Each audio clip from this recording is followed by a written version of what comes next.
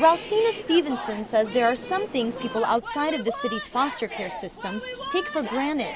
Just having people and your own family around you for support, knowing where your next meal is coming from. She says after 10 years in the system, she expected the Administration for Children's Services to make her load a little lighter when she turned 21. When I went back to my agency and asked them for help because I didn't have an apartment, I didn't have housing or anything, they told me that they couldn't help me because I aged out. That's why foster children rallied outside of several city agencies in the borough on Monday, demanding more support for kids and foster parents as well. Support foster parents! ACS says it's doing everything it can to protect and nurture its children and parents, but foster parents here say they aren't feeling that support. It's not easy, and they weren't supporting me. Ernetta Caring says when dealing with what she calls unfounded accusations of child abuse, ACS left her feeling abandoned. The Foster Parent Advocacy Foundation says 90% of child abuse cases that come to their offices are unproven, yet the administration doesn't step up like it should. It takes sometimes 6 months to a year